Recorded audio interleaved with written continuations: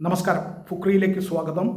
ലോകകപ്പിൽ ഇന്ന് നടന്ന മത്സരത്തിൽ ഇന്ത്യൻ സമയം ഇന്ത്യയിൽ അത് ഇന്നാണ് കാണിച്ചത്, പക്ഷേ ഷെഡ്യൂളിൽ ഇന്നലെ തന്നെയാണ്. ആ മത്സരത്തിൽ ഗാന പനാമയെ ഒരു ഗോളിന് തോൽപ്പിച്ചിരിക്കുന്നു. യഥാർത്ഥത്തിൽ പനാമയെ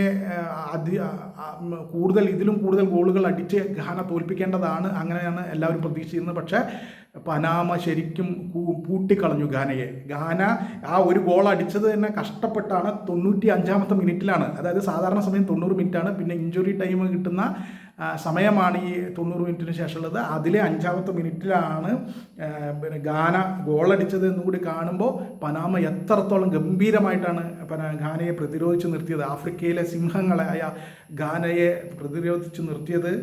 താരതമ്യേന ദുർബലരായ പനാമ തീർച്ചയായിട്ടും ഗാനയെ ചിന്തിച്ച പോലെയല്ല കളിച്ചത്. ഗാനയ്ക്ക് ഒരിക്കലും പ്രതീക്ഷിക്കാത്ത തരത്തിൽ പൂട്ടിയിട്ട് കളഞ്ഞു. എന്നിട്ട് 95-ാമത്തെ മിനിറ്റിൽ ഇറങ്ങിയാണ് ഗാനയുടെ ഗോളടിച്ചത്.